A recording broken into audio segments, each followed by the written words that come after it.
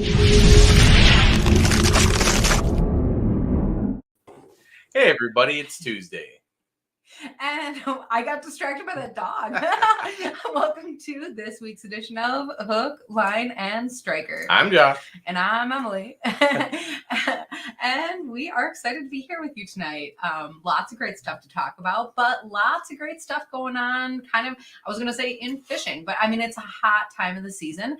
And we got to go out and we had quite a few species this past weekend. Yeah, hot time as far as fishing goes. Hot, not so in the temperatures this last week. You know, we had a pretty big cool down, and we had we got a little bit of a warm up on Saturday, and then it cooled right back down.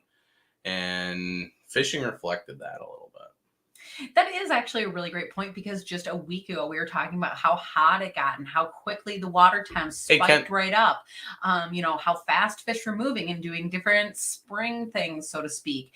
But we had actually enough cold weather that it really did kind of put things on hold. Yeah, so we went and found some white bass, thanks to some local guide help. That was really nice of you, Troy Peterson at Bluegill Guide Service. Just kind of told us to go check out an area, and it turned out to be pretty good. I will be the first to admit I'm not a white basser. I don't chase them around in the winter or in the summer. But it was fun to get a day of them in, because they are it's kind of like a bluegill and a crappie. Like it's a crappie size. It's like a crappie size bluegill is what the fight is like. It's kind of fun. But that's the thing about it is, if you live near the Wolf River system, or I'm sure that there are other places as well, but that's what I'm familiar with. You hear things like, oh, you have to use a Wolf River rig. You have to use flies. You have to do this. You have to do that. But then, quite frankly, you go out onto the river system and you see people doing like one of everything. Mm-hmm. And so I think one of the things is, finding the fish is one of the hardest things, because even though it's a run and everyone thinks they're everywhere, that's not necessarily how things work so specifically. But once you can get to those spots where you can start catching them is when you can fine tune what technique works for you. And so that is one of the things that we learned from this also is persistence, because it was not our first time that we went out, but it was our first time that we went out and had a great day doing it. Mm-hmm. Yep. So basically just used all of our panfish gear and caught a bunch of fish. Then Sunday we went out with that same panfish gear, tooled all the way up and down the river all over New London, and we found like 6 crappies. It was super, super cold. The water had come down like 15 degrees and, 5 degrees from the day before. And they were like in this much water. Like you couldn't even cast it. Yeah. So we picked a couple off, some decent fish, but and don't let Josh fool you, because the other thing that did happen is it was a fun multi-species weekend, because fish are all kind of doing similar things with water warming up. They're all moving places and doing stuff. And So, what else did we catch this weekend is like smallmouth and bluegills and crappies and a drum and pike and like all kinds of crazy stuff. And so it was actually a pretty good time.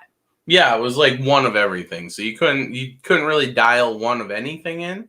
You just threw your bait out there and hope for something to bite. So.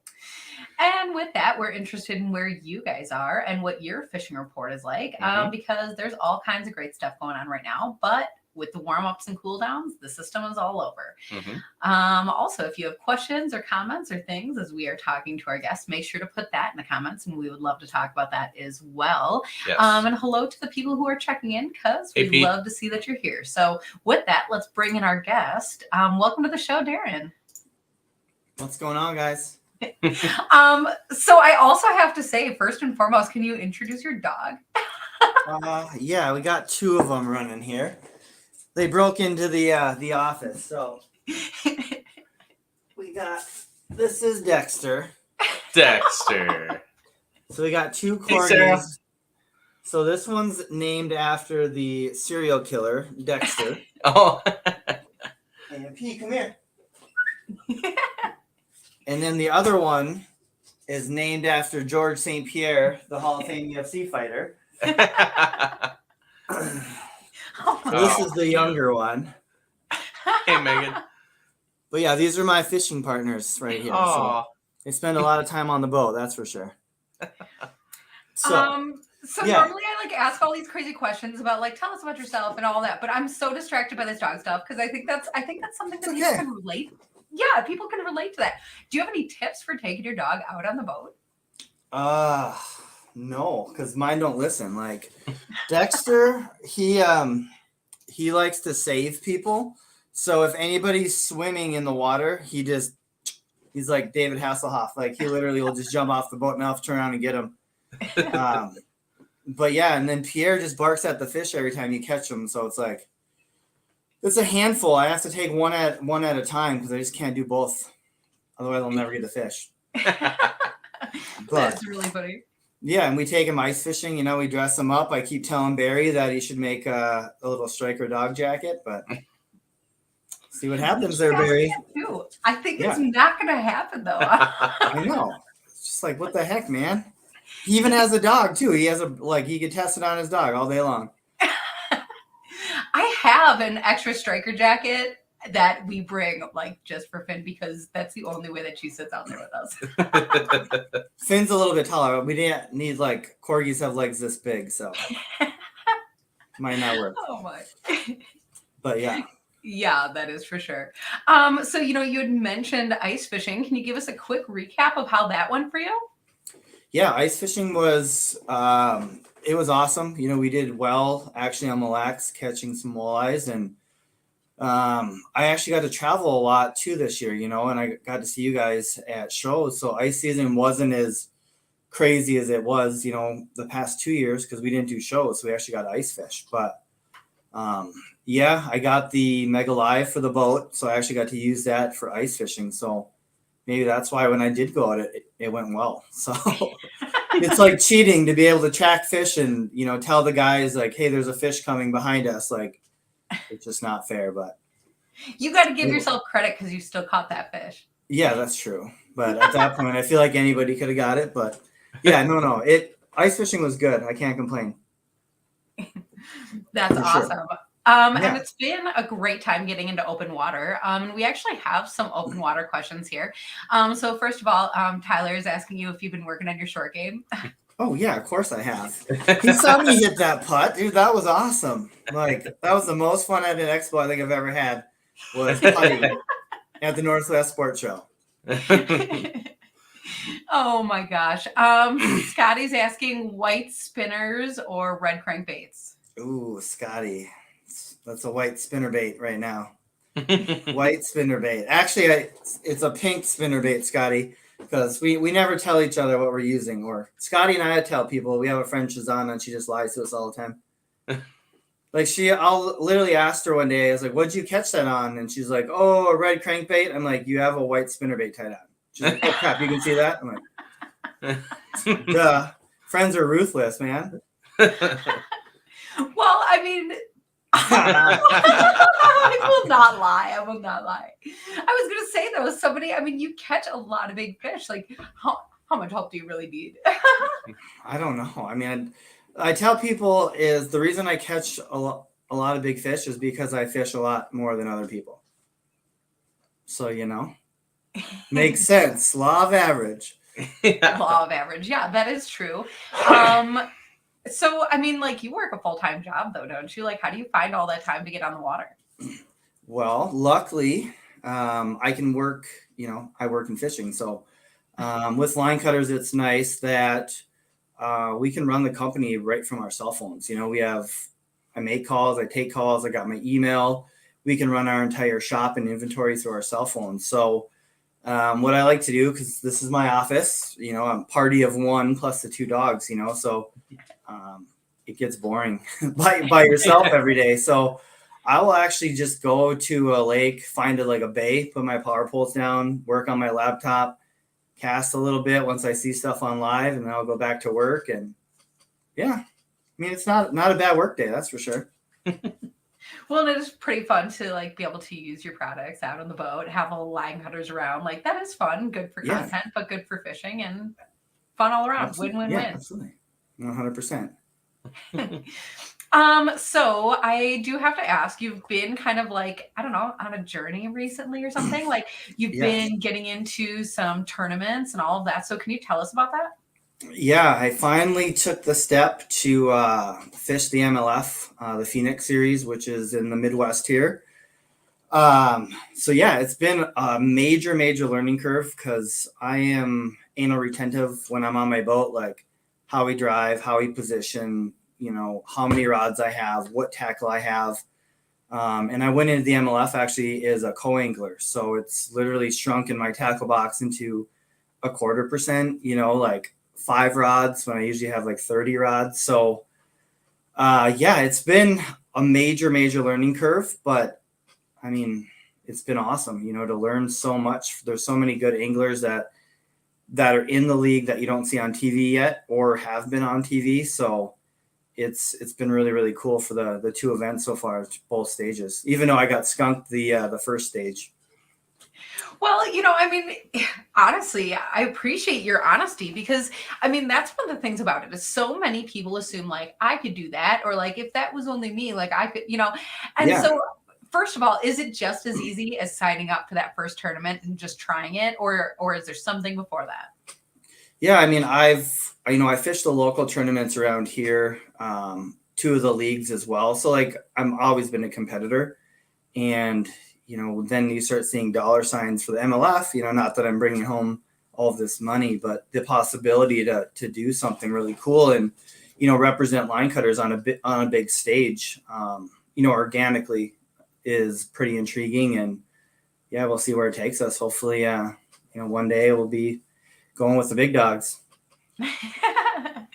Well, and you've done pretty all right so far. I mean, that's the thing is it's fishing and some days are on and some days are not. And you never really know what it's going to be, especially when you're going on all those different, I mean, you're doing a lot of traveling. It's not just your home waters. Yeah, and that's one reason too I wanted to be a co is I'm not good with the river. We are in La Crosse, and I don't really know pool 8, 9, and 10 and where to go and kind of what to look for. So it's been kind of cool seeing all the boats and kind of where they're setting up. But at the same time, it's like there's so much water. If I was out there as a boater right now, I would be so lost. And even the first event when I got skunked, it wasn't that I wasn't catching fish. My boater would catch a smallmouth, and I think I caught like 7 walleye. So, I mean, if I was in the walleye tour, man, I would have been cashing checks that day. That's really so that was pretty interesting, but frustrating. Like I finally got one walleye, pike, walleye. I'm like, it could have been a worse day, not catching anything. Mm-hmm. It is funny because you a lot of times hear the walleye guys are like, "Oh, I catch bass whenever I want. Like they're so easy." But I mean, I think they forget that it goes both ways. They're both predator fish, and that the bass guys catch walleyes too. Yeah, and even that morning, Jake and Megan were out from Casting Queens, and Jake was crappie fishing, and he sent me a picture of this monster smallmouth. I'm like, well, I could have used that, like, dang it. Where are you? We can't talk to him, but afterwards I was like, man, maybe I should have went where you did. Well, and actually that's a funny point because there's a lot that I guess you don't see as a viewer of the MLF is like, think of all of like, the giant crappie that somebody accidentally caught or like all the pike or the walleye. Yeah. I mean, you don't see all those fish. And I mean, that's funny. You think that some of those guys go out and they catch nothing but bass. Yeah. Yeah. And I mean, they're just that good. It can come down to the baits, of course, but I mean, if one of those are hungry, you're going to get it, like the first one, the first stage, I did catch a really awesome northern where if it wasn't a tournament, I would have taken a picture with it. I would have done that, but I was like, get it off as fast as possible. We got to go. But if I would have been just fun fishing, man, I would have loved to take pictures with it, So do you find that's like skewing your vision of fish? Like now only like you're only going to be a bass guy. Yeah. And just, it's so frustrating, but I went out today and caught a bunch of northern bass fishing, and I mean, it's fun for the fight, but not the right flavor, we say. I mean, so I guess with all that going on and, fishing new waters and stuff, like where do you start? Do you have a bait that you throw or what gives you that confidence? Yeah.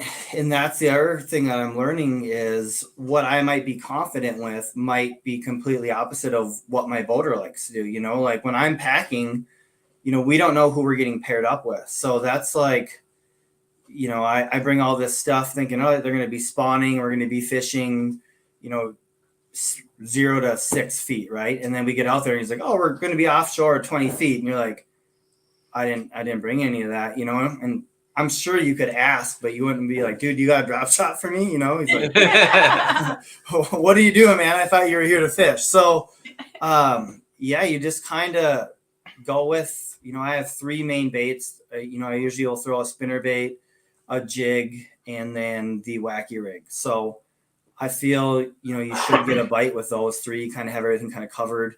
And then if that doesn't work, it's just rifling through whatever tackle I have. As fast as possible. As fast as possible. I thought you were going to say that your confidence just comes from like your lucky hat. No, I do have a lucky hat, and it hasn't been that lucky yet, but maybe it's just still sleeping. Sometimes you have to save up enough luck in order to like cash it enough. Well, yeah, I mean, the year started out really good with some monster bass, so maybe I used up all the luck. I just should have saved those bullets for the tournament time or something. Oh, Gary is checking in though and saying a jig and a wacky rig for the win. And I think that a lot of people do have to agree with that though, because that is just something that fish will bite on. Yeah, I mean, you can fish them fast, slow. You can let the wacky rig, you can just let it sit there and you'll get bit. So it's patience, but yeah, sooner or later, I mean, you should get a bite. What's your plastic that you use for that? So I use the Pro Tour baits from Darran, and then I also use a KVD worm just because it's really, really thick and heavy, so I can skip it like it had a weight in it. So I don't know if they do more salt or less salt or what is the deal. It's just a little bit heavier, but usually I use the Pro Tour Cincos for sure. So then it's like the salt is the key. I think so. Or I also put some other secret stuff on there. I have some Billy Rub. I put that on there. Spike it. I mean, there's just so many tricks that we do to our baits, and I mean the pros even go 9 steps further. That can make such a difference. Like even changing out blades on like a spinner bait. People think I'm weird when I'm like, well, I'm going to switch this blade to this blade, and they're like, I've never heard of that. You're like, that literally could be the difference. The color, the shape, the sound, you name it. That is actually something that's kind of funny. A few years ago now, MLF had taken a stop in Neenah, Wisconsin, which is not far from us. So we went over and we checked out, all the things that were going on with the event and stuff. And we got to talk with the head official, like in his boat, which was actually really awesome. And that interview is still out there. But but one of the things that I do remember him saying, and I don't remember if this part was on air or off air, but he was like, it's funny because as a ref, you're like sworn to secrecy because it is amazing the kinds of things that people do in their boat that makes the difference in their fishing. You're talking about all these little keys. And for some people, like maybe they just have like a black Sharpie and they like darken the ends of the fins of the plastic, or, and it could just be those teeny tiny details that you'd be like, that doesn't make a difference, but sometimes it is. And it's funny. I would love to be one of those officials and like be in those boats and like keep those secrets. Yeah. I mean, there's just so many, and a lot of them make sense. And you just like think like, how did I not think of that? I learned a trick from Mr. Seth Fighter. On like a lipless crank, he'll take off the back treble hook and then just put like a small willow blade back there. So you can actually fish it through more coverage than you normally would. Your bite, obviously your ratio is going to be a little bit less, but it also has more of a flash. And I'm like, I mean, it's simple, but I would never thought of something like that. So now I throw that a lot just as is like that. That's awesome. Yeah. Scotty's asking, while we're talking about these setups and stuff, what is your rod setup to go with your tackle that you're talking about? So, I mean, it depends. Again, I'm like super anal on what I'm using, but we have our own rods at Line Cutterz. We just got them made from American Tackle. So I use a lot of those. But depending on, if I'm throwing something light like the wacky rig or the Ned rig, it's going to be on spinning, 10-pound braid. do a floral leader, and just something so subtle. Medium, typically going to be like a medium rod, 7.3 medium, and then it just goes down from there. Like the way rods are right now, people are like, oh, this is my chatterbait rod. You're like, I mean, does it?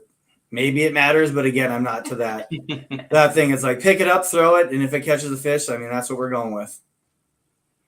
Well, I mean, that's a really good point, though, because I mean, it's about how you can handle that fish. So as long as you can present that technique and then get that fish in, I mean, that's what you need to do. Mm-hmm. Yeah, I mean, they used to fish with cane poles. They weren't like, oh, this is my jerkbait cane pole, or it was just, it is what it is. So yeah, I maybe I'll get to that step, but I don't take it as serious as others do. I mean, that's like misleading, though. I don't take that as serious. I mean, that alludes to like not trying hard. That alludes to like, I don't know, not catching fish. And none of those things are true. So, I mean, I think that there's like a delicate balance there. We just talked to recently, like last Thursday. What is that woman with the aqua weed stick? Michaela. She makes this really awesome product that'll help get the weeds off your boat. So aqua weed stick, go and check that out. But she was talking about, having just rods out there. You don't need all the fancy things, or you don't need like a different named rod for everything, because, first of all, that's not what people use necessarily. I mean, who out there, I mean, maybe like the pros and stuff, they have a different rod for, everything. But right. I mean, who out there is going out and buying like 30 rods at a time? And that's hard to keep up with. Yeah, and that's a lot of money, and ton of money. Then you got to put reels on all those rods too, so. Yeah, that's the hard part. Yeah, 100%. And then you ice fish. So then you got to buy rods for that and reels for that. Oh yeah, right. Yeah, let's double everything. For sure. Kevin is asking what line you use with it. So typically I'm running Beyond Braid. So a really great company. We've teamed up with them. They have a bunch of different colors that are in stock. We are actually going to be releasing our own line, so with Line Cutterz. So our hands are deep Is this in. New news? Yes, it's very new news. So I'll probably get in trouble for talking about it, but so I've been testing it out. If it's not Beyond Braid, we will have our own line coming out. It's slick. It's 18 strands. But it also makes sense too, because you guys have seen us at expos. We cut so much. We probably go through $200, $300 worth of fishing line per expo. So it's like, why don't we just make some that we can cut and save some money? Yeah. Well, and so, I mean, not to get off topic here, but do you have a line cutter around for anybody who doesn't know what you're talking about? Nope, I don't. All right, so we have, hold on. That's his candy dish. I was going to say there's like food back there. I was like waiting to see, like, ooh, what is this? Yeah, it looked, the dogs think it's candy. Like they heard the wrapper, and now they're over here like, treats? All right, so our product is Line Cutterz. So we started out with a ring that would cut all your fishing line. So this is completely mountable, adjustable. If you want to wear it, you can put it on your ring, like on your ring finger. You can put it on your rod. Then we went to a flat mount, which you can stick to boats, kayaks, tackle boxes. And then we have a zipper pull that's infamous of being on all the striker gear, which I don't have any here. So same concept, but cuts all your fishing line. And then we have our newest one that we won Best in Show at ICAST. And this one is kind of our multi-tool. And I mean, to win the award at ICAST is literally like winning the Super Bowl, like it's crazy. It was really hard to believe that we actually did it, but here we are. So this one will have our, you have our blade right in the top. So the same cutting style. You'll have snips that lock into place. And then this little top right here, what this is for is you can put that on a lanyard, but what we designed it for is you can put your hook through here, and then you would pull your line and this and never have to like hook yourself. So we have a lot of saltwater guys that will put their hook like in a cleat or, in the side of their boat, or, like on the aluminum. It's going to ruin everything happening. Your hook your boat, your cleat. So yeah, that's our multi-tool. So that's our product in a nutshell. In a nutshell. But the funny thing is, like, when you get one, you don't even realize how many things you can open with it. And so it's like, yeah, it's like for cutting your fishing line or like opening your snack or like, there's so many like funky little things that you can do with it. Yeah, no, we've seen it in markets I never even thought, like knitting and sewing. We have our sister company. And then, people who fly like kites professionally, like those monster kites, their string is basically 100-pound braid. And if it gets wrapped around them, they like get drugged. So they wear our rings and they can actually cut it. And I'm like, okay, like works for me. Yeah, that's cool. Kevin is asking, what is the biggest braid that it will cut? 500 pounds. Yeah. So you can't fit a rope through it, but like right. Yeah. Yeah, you can't fit a rope through it. We have a lot of farmers that'll use it for their twine when they're doing their hay bales. But we had teamed up with AMS Bow Fishing, and they actually cut their 500-pound AMS bowstring like a hot knife through butter. So yeah, it'll cut lead core too. A lot of people don't think it would cut lead core; it just won't cut wire, which kind of makes sense. But yeah. And so if you're cutting all those crazy things, how often do you have to worry about like sharpening it? Does it dull out? Tell us about that. Yeah, so it doesn't. Our primary products, the ring, the zipper pull, and the flat mount, and then the top of this one, there's no moving parts, so those will stay good forever. It's not about how sharp the blade is, it's about our patent. But the snips, just like anything, even our snips, they'll wear out at some point because you do have a moving part, just like scissors, fingernail clippers, shears. So that'll at some point go, it's going to be years down the road, but then you'll always have that ceramic blade as well. So this will allow, you'll have this thing for years and years and years. Well, and I'm laughing as I see you hold that because you know who's been using that like a lot. Yes. Yeah. Yeah. So I ended up getting, I don't know, I bought like a 5-pack or something of magnetic keychains.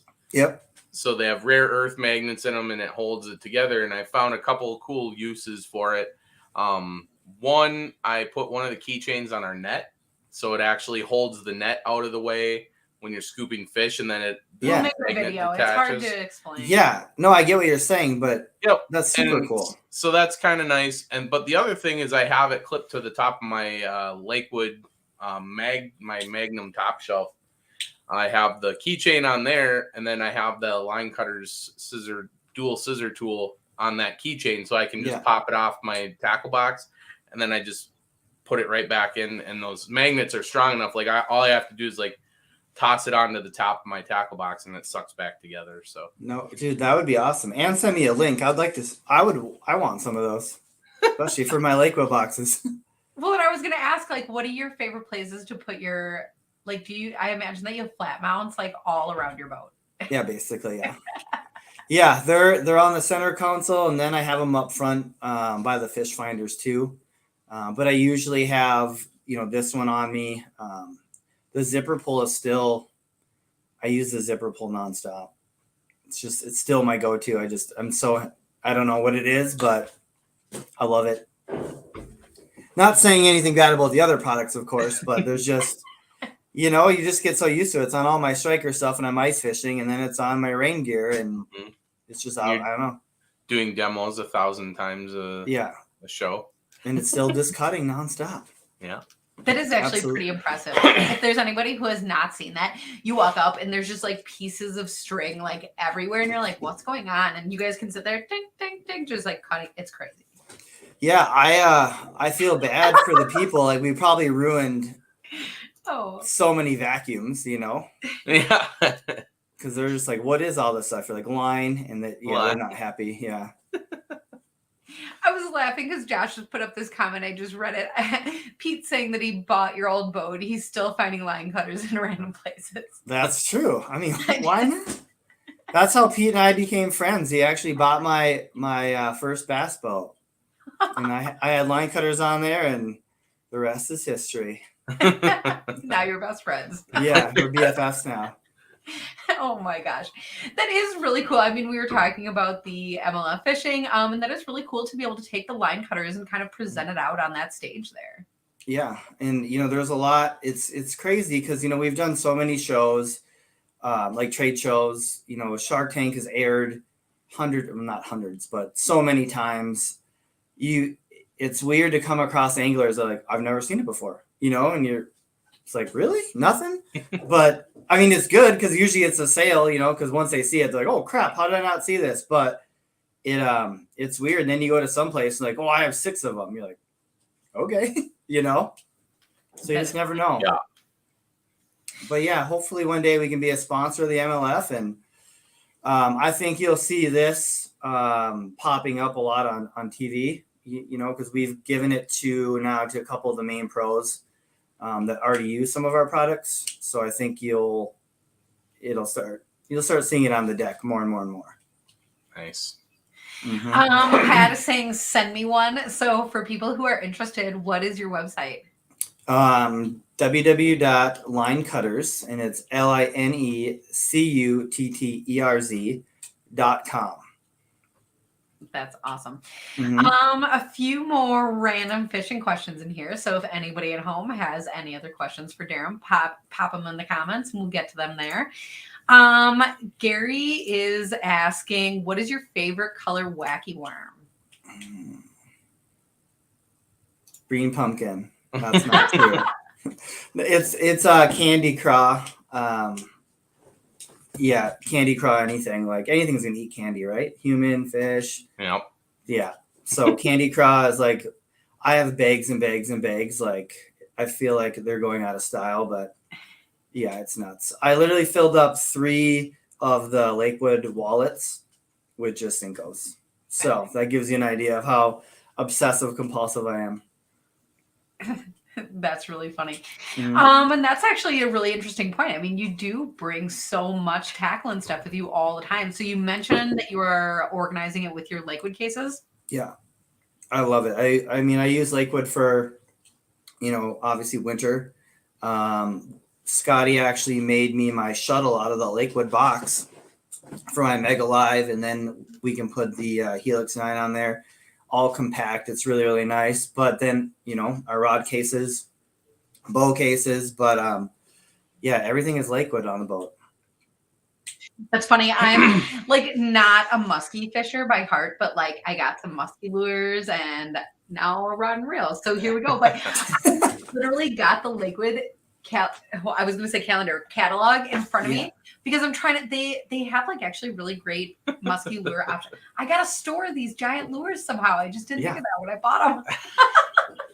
Yeah, it's not the same. You don't want them just like laying around in the boat. I mean, it's like a small child, some of them. So yeah, absolutely. And they float too. So even with all of those giant lures, the boxes still float. Hey, Sarah, thank you for that. I'm going to try first for muskies on the Chippewa flowage. And honestly, I am channeling you for this because I've never caught a muskie, but I'm so excited. Well, that's a good place to try. That's such a good musky body of water, I guess you could call it. Well, who knows what's happening there right now, though, because if you keep up with that local news, the bogs, because that's a pretty unique feature. They're whipping around all over the place. Blocking. There's like one bridge that you can go through that separates the system like in half. And the bog floated now twice to block this flow through. And so that's the thing is they try to get all these boats out there and like push this. Like I don't know if it still is, but at one point it was a 40-acre bog. Like I'm not saying it's a tiny little bog. It's that's a giant thing. They take all these boats and they like push them out to back where they need to be. I had no idea that a 40-acre bog. I've seen like normal size bogs that I'm confused by, but 40 acres? Jesus, put a house on that thing. Right. Yeah, it has to be like free floating though because it will move around. Don't affect your electric. Dang. Oh my gosh. Yeah, so I mean, I actually we'll have vacation up there in a few weeks, so we'll bring you guys that report. We'll let you know the status of that bog and if we can get through because half our fishing spots are on one side and half are on the other, and so we'll see what we do this year. Yeah, it should be interesting. But Leaves room for some multi-species fishing. For sure. Scotty saying musky fishing is a great arm workout. I believe it. I hope that the catching is the most of that. I can't believe you haven't caught a muskie with all your guys' fishing. I know. I just Dude, don't talk about that so often, but I've even seen them on the AquaView. Yeah, we've like seen them next to the boat. Yeah, we've been out in like 30 feet of water, open water, completely random, chasing crappies. Put the AquaView down, and like giant muskie comes up to the camera and just like looks at the camera, and like no, we just can't pull one in the boat. It's That's weird. crazy. Well, and I think that's the other thing is like, as far as panfish, you know, sometimes we use like pretty small bait. And so like, I know a muskie will eat anything and like a minnow's a minnow, but like it's pretty small down there. Well, do I have one here? So you all know what Beetle Spins are, right? Yeah. They're like yay big, right? So we're talking like the little itty bitty ones. So we go to this lake by my house. They're not pure strands, but they're tigers. And I mean, I had 5 tiger muskies in a day on that Beetle Spin. And that one was my recent picture of me holding it up. I mean, it's small. Oh my gosh. Well, and we honestly, you know, we have some decent lakes by us with we have some decent lakes by us that have some muskie that we get that they do leagues on and stuff. And we know like everybody has some of these muskie out there, you know, the 45 plus inch muskie, they're like pets to these guys. They know where they live, and so they just see a parade of baits until, you know, it decides that it gets hungry and eats one, and then they're like, oh, I caught this one, and everybody's like, oh yeah, how big is it this year? Yeah, no, that's true. And Nolan, who just caught the Minnesota record right at the end of the season last year, I think it was the last day actually. They had said that he had chased that fish and seen that fish numerous times throughout the year, and it literally was the last day of the season, and he broke the state record on it. So he went there for her, and like how crazy, you know what I mean? Like how Mille Lacs is huge. You think she'd move at some point, you know? Yeah. Well, that is actually really amazing because to know like the fish well enough of where it might be and like what it's biting on to cause that reaction, to have the weather and the conditions and the water temperature all right to be, I mean, there's so many things in play to make that happen. And so actually to hear that part, I did not know that part of the story that they like went out for that fish. That's amazing. Mm-hmm. Yeah, he'd seen her a couple different times, I guess, and sealed the deal. No, that's state record. Oh my gosh. Yeah, that's almost reminiscent of deer hunting. Being able to track something like that down and then just being persistent and waiting out the storm. Yeah, that is really cool. Well, and I mean, I think sometimes you do hear the term like muskie hunting, and like like sometimes I sarcastically say like, "Oh, I'm crappie hunting or bluegill hunting," but it like obviously does not have the same ring to it. Yeah, usually you're hunting schools, not one individual. Well, and the thing is, I'm not hunting them because I can find them, no problem. It's right, not, that's true. Listen to her. No problem. I catch 50 crappies a day, no deal. I didn't mean that either. Before I go to work. The first time you say something like that, then you go out and then you get skunked. Yeah. I'm doomed. Mm-hmm. Been there too many times.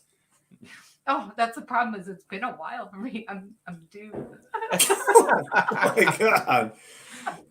See what I gotta deal with? Yeah, no kidding. Holy. I've never seen this side of her before at the expo. Oh, whatever. Yeah.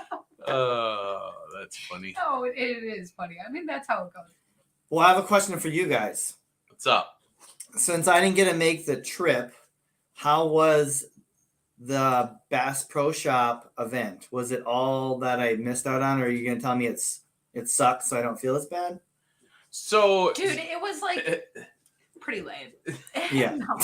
So the event for you guys that don't know what Darren's talking about. So Bass Pro Shops had the Fishing World Fair, and as far as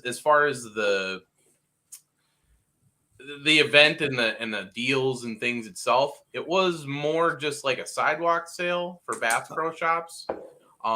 But the really cool thing that they did have there is that they sponsor so many pros and so many of these like media things that they had them all come together.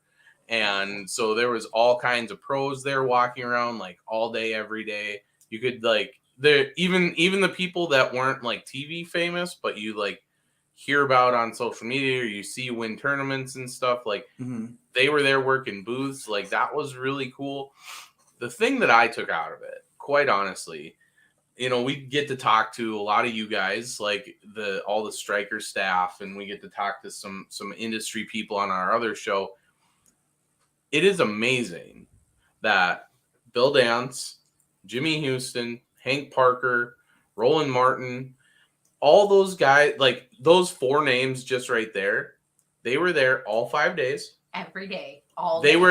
Emily and I showed up 20 minutes early. They were there before us. That's awesome. There. They were walking out the doors with us almost. Not with us, but like we were the last ones out. We were the first ones there. And those 80-year-old dudes were the same way. Everybody had left. And you know what you hear people in the crowd say? That guy greeted me like I was his long lost brother. And it's like those people I'd never met before. Yeah. And it gave me a new respect for that caliber of connection. I don't want to say I don't want to say like angler, because that like really like an ambassador of the sport. Like they like there's people that are the TV famous or tournament famous, and like they'll talk to you for like a couple minutes or whatever. But these dudes, like Emily and I, we were putting in 10,000, 15, 20,000 steps a day, wandering around this giant store trying to get, video and stuff. Sure. And we saw Jimmy Houston stand in the same spot in the entryway of Bass Pro Shops for over 6 hours because there was a line constantly there. Like all he was trying to do was go to the bathroom, and that dude never stopped talking for 6 hours. Yeah. Because he got caught by somebody. And so like, I feel like I took away something from them that's something where the industry like has kind of gotten away from a little bit, and it needs to like kind of veer back that way, because those guys realize how important the sport is to not only conservation, but to just people in general. Right. Like you have to remember that fishing isn't so much just like it isn't fun. Catching. Sometimes it's like it's not just catching, but for some people it literally is like does save their life. Like, oh yeah, for sure. And so that's what the feeling you get from these guys. Like they take it so importantly, like it's a way of life, and they're there working super hard. And just to compare them to some of the other greats that are kind of like in the next classes below them, like I don't know if anybody could get better than them. Right. And I agree, because when we were at ICAST, I was kind of talking about that, because, they're at ICAST too, all 3 days, meet and greets, doing whatever they got to do, media. Like I'm exhausted. I can't imagine being their age and just literally like they're 25 years old. You know what I mean? Like they just still do it. And I had said to Vance, I was like, man, if we could put 4 people that would take their place, who is it? You know what I mean? Like I just don't. I mean, there's greats out there. Ike and Ellie his foundation is amazing. Ike is awesome. Kevin Van Dam. They've done so much for the sport and stuff, and they're great family men, and they're great with their crowds. But to the extent of the lineup you just said, it's just really, really big shoes to fill, I feel. And once they're gone, bless the sport and all that stuff, like it'll be interesting to see, who kids are talking about, that didn't get to meet Bill Dance, like it's just weird. Exactly what you said. Like it's going to be hard shoes to fill for sure. Yeah, that is. Josh is laughing because I was wearing almost the same shoes as Bill Dance, and like are they Velcro? No. they're like just plain Like a khaki, deck like shoe. A deck Yeah, shoe. khaki Like, deck shoe. but like literally, and I was standing. I have a picture of like my shoe next to Roland Martin's shoe. I don't even know if he knew I took this picture. It is like the same shoe. You can't tell which one's is which. That's awesome. It's pretty funny. That's it's an embarrassing story, I guess. Maybe not. Walking in great feet, great shoes, whatever. Yeah, and I tell people too, like if you're into fishing and you love that stuff, like you have to meet those guys one way or another. I mean, especially Bill Dance, like he is still a cool old man that just is just awesome, and he, like he's very good with his media, and he's at expos and stuff. So if he's ever in your area, I would say try and get a conversation with him because yeah, he's a cool dude. Yeah, but other than that, like the fair, as far as buying stuff, I wouldn't say you missed a whole lot. But as far as the information that you can gather, like that was a really cool thing to be able to go. Did you guys catch a concert? Because wasn't there a bunch of country concerts? There was. Yeah, and some of them were sold out. Right, and we were actually offered tickets to one because we were there working a booth with Aquaview, and he wasn't able to make it, but we had actually walk like 20,000 steps a day. And Yeah, at that point, we're like, maybe next time. What concert was it? Don't tell me it was Luke Combs. There was a whole bunch. I can't remember which one it was. That's the thing is everybody at home is going to scoff at me, and so I'm sorry that you're all about to hate me. I'm not dead set in love with country music, and that doesn't mean I hate it. What is your genre? What's your genre? I feel like I thought you'd be country. It was a bunch of country music. What do you listen to? Taylor Swift? No. To be honest, like, okay, like this is way off topic of fishing. Like classic rock or like alternative or like all kinds of crazy. Oh, come stuff. on! What? Tell them your real genre. Don't. What does that mean? What does that mean? Yeah. Emily likes EDM. Yeah, I do like EDM. Yeah. All right, I didn't see that. All right, cool. Yeah. I get No, it. she puts up with the classic rock because that's what I listen to. No, that's nice. that's the first thing I said. What? There's a canned response. Yeah. Oh, here we go. I don't know, Scotty, is this a question for all of us or just Darran? Let's ask Darran, which fishing famous person do you wish to fish with one day? Man, it's just tough. Like I have two. Can I do two? Yeah, you can. All right. So first I would fish with Ike. I've been around him on the boat, never actually fished one-on-one with him, which I think it would be awesome because we're both psychotic. And then at the other end of the spectrum, it'd be with Seth. He's just low chill, like, goofing around. And I think those two would be my two for sure. Those are good ones. Mm-hmm. That's the thing is what you say would be fun. Scotty said all of us. Do you know who you would choose? Me? I'm trying to think right now. So you can I already know. Yeah. I just one day, and this will happen. I want to fish with Mark Zona. Like so bad. I want to. Dude, Mark Zona. Yeah, that is another good one. Because did I tell the story that he's like my unicorn that I've never got to meet him? Out of all of the things, all of the expos, I've seen him. I've been like, all right, well, I'll meet. It's like busy. I've never got to meet him. Right. So 2 years ago at the Classic, I don't have my phone. I come around the corner and we almost run into each other. And then he was gone. I was looking for my phone and he was gone. Like, I've met every person that I could imagine that I want to meet, but dude, like, it's not my thing. Like, it's just not meant to be. So we always make a joke because people would be like, oh, he's over at this booth. Whether he's there or not now, I'll run over there and he's not there. So I don't know if they're just, messing with me or not, but yeah, Mark Zona, man, that's a really, really good one. Well, and I think part of why I say that is I'm like the opposite of you. I feel like we run into him like all the time. And that's, I mean, he is such a TV personality and he is that person. Like no part of that is a lie. But I think also like behind the scenes, he is really a down to earth, person, and he has a cool story and all of that. And so I just love kind of that combination.